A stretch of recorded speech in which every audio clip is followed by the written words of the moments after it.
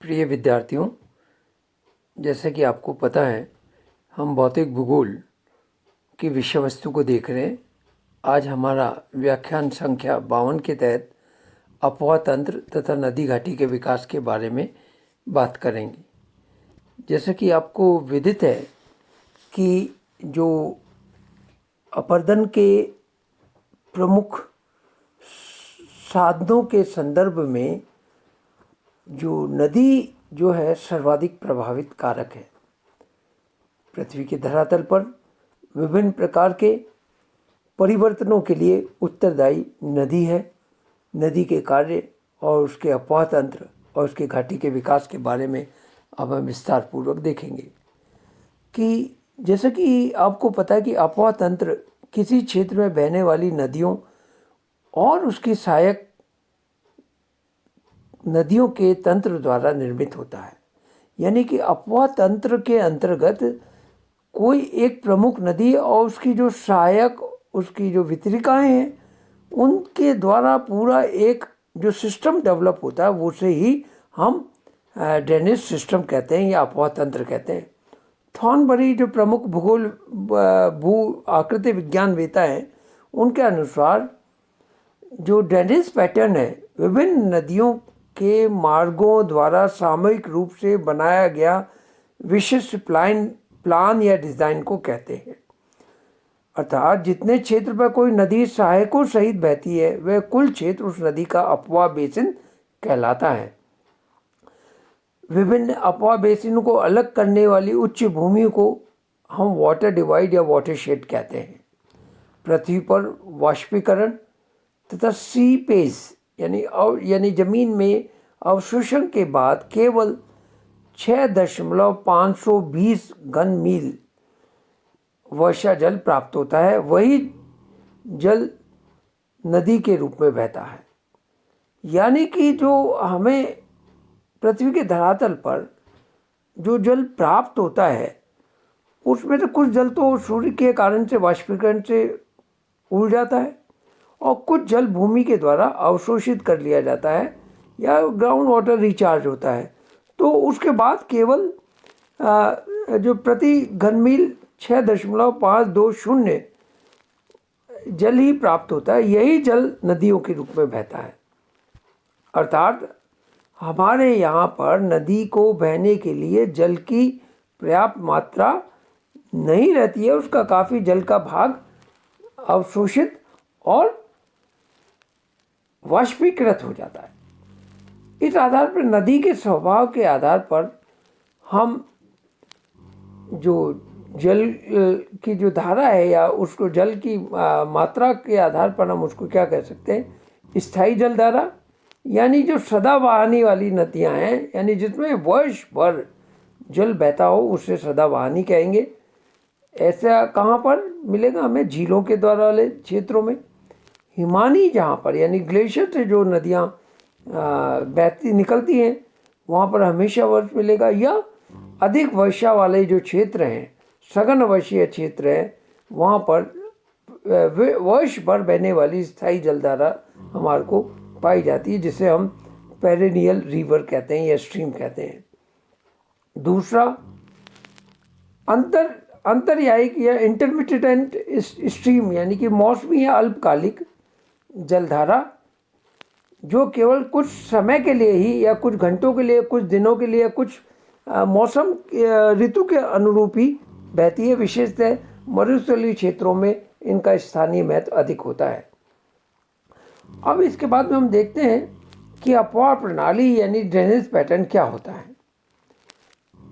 अप्रवाहित जल अपनी एकत्रित अवस्था में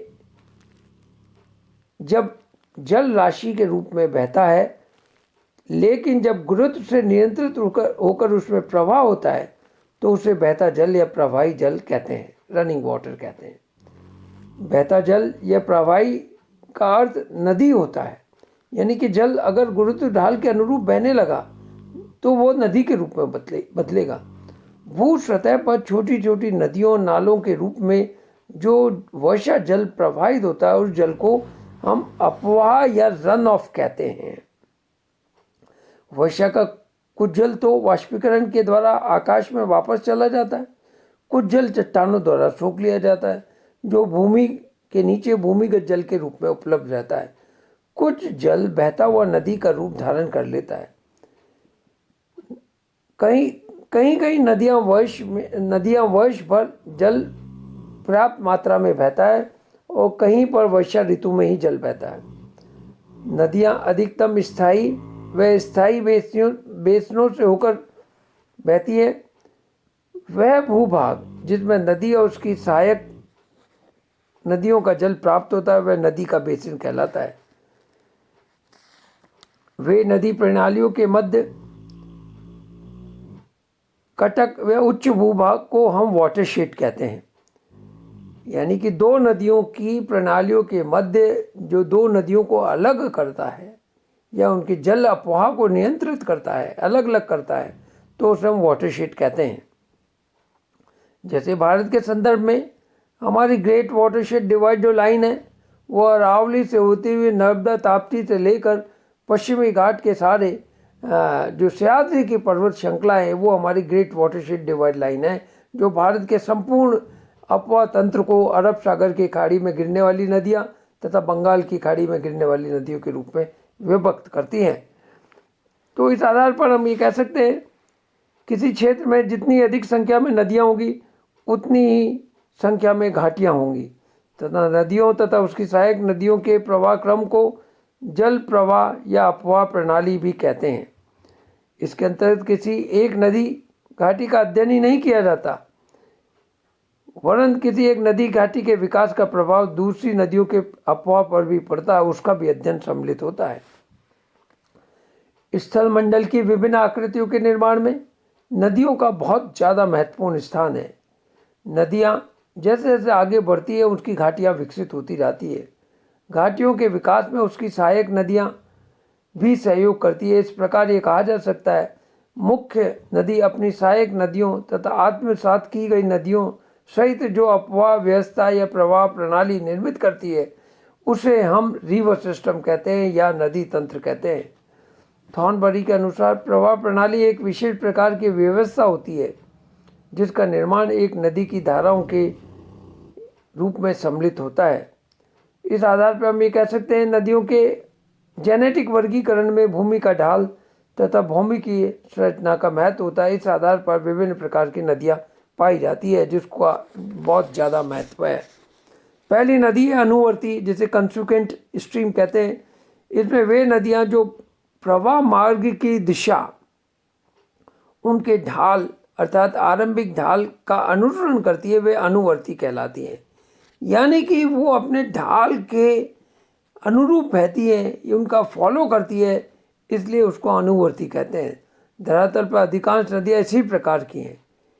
इनके मार्ग पटल विरूपणी क्रियाओं से बनते हैं। प्रायद्वीपीय भारत में गोदावरी, वैनगंगा, वर्धा, इंद्रावती, मंजरी आदि इसी प्रकार की नदियाँ हैं। ये सभी नदियाँ भूमि के ढालों से पूर्णतः सामंजस्य स्थापित रखती हैं और ढाल की गति के सारे ही विकसित होने के कारण इन्हें नदी धारा या डिप स्ट्रीम भी कहते हैं। कई बार विद्यार्थियों इस पे क्वेश्चन आता है कि भारत में जो डिप स्ट्रीम इनमें से कौन सी नदी है, तो मुख्यतः प्रायद्वीप में बहने वाली नदियाँ ही ये डिप स्ट्रीम का प्रमुख उदाहरण है। इनका निर्माण वलित पर्वतों के अभिनीति गर्तों के उद्भव होने के कारण से इन्हें अभिनीतीय अनुवर्ती सरिता भी कहते हैं।